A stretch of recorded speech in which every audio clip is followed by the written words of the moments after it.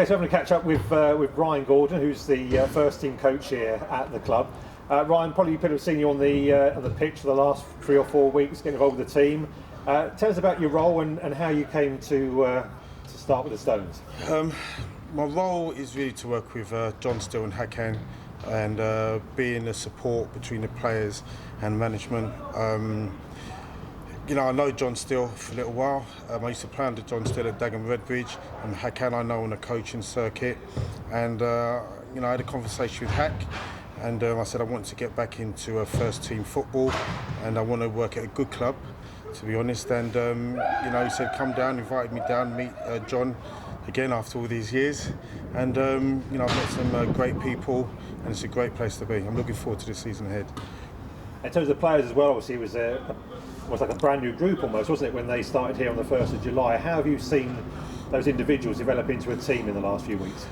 For me, it's really the relationship between the coach and the players that's really key. But they're starting to understand what we want and we understand what they need. And I think the more we work together, it's never easy having 16 new players, but the more we work together, the more we understand each other. You can see the team bonding, the team building. It's working, we know player strengths and weaknesses, and it's just now making that team cohesion a lot better. Obviously, qualified coach as well, so you know the game inside out, but there's another side to you as well from the terms of player welfare, how a player feels mentally as well as physically. That's really important to you, isn't it? Yeah, it really is. I'm a product of the University of East London. I went in as a mature student.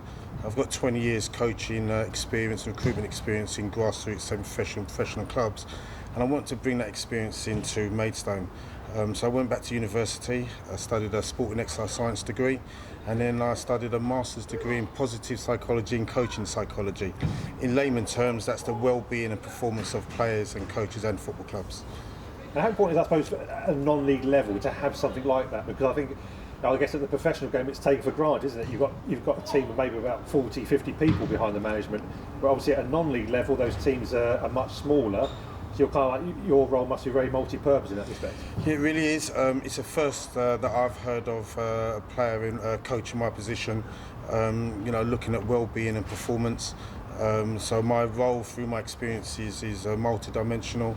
I've got the sports science background, so I incorporate that with the warm-ups, and then it's just also understand the player psychology, and then I look at performance analysis as well through my experience at the University of East London, and it's something I'm really passionate about.